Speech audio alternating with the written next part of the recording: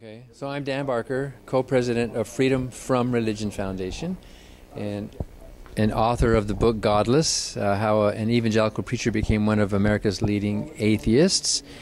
And the non-religious students, the ones that I meet around the country, around the world, obviously, on the one hand, are opposed to irrationality and divisiveness of religion, but the reason they get together is not so much what they're against as what they are for.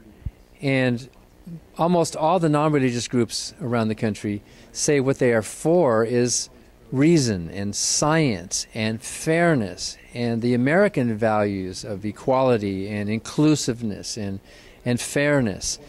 And fighting for those things is something to be proud of. And most of the non-religious students realize that most of the religious students actually agree with those things, especially on a college campus.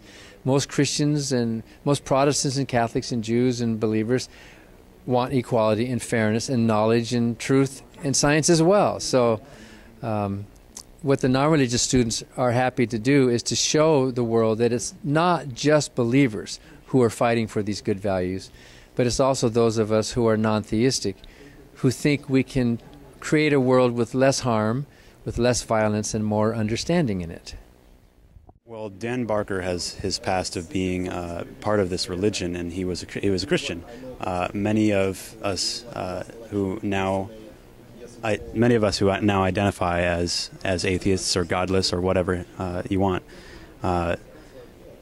You went through what he went through, and he went through a large deconversion, probably larger than most of us. He was an evangelical preacher. I don't know how many people in our group would describe themselves as evangelical, but we certainly have many lapsed Christians and many lapsed other religious people. And I think, at least for the members of our group, that's a large idea. I think it's really important that we brought Dan here because he just really he's gone through a lot of what most of us have gone through in, our transition from being religious to non-religious, and he's gone through it to a really extreme degree. He has a really compelling story, and I mean he makes a lot of really good, valid points, and he knows what he's talking about. A lot of us might not be able to say, we might not know the Bible as well as he does. We might not know the theology as well as he does.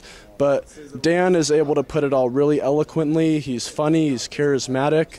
So obviously he's entertaining to have here, but he's also really good at, educating people. He is really good at explaining what secularism means and why it's important. It's important for everybody to come who disagree with somebody and just listen to the outside point of view.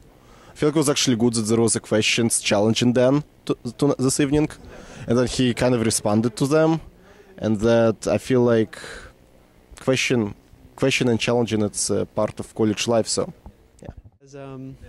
I'm always surprised by how many people show up to our events.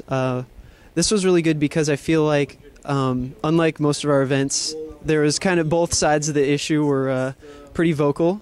Usually the theistic side of things these people don't tend to speak up at our events.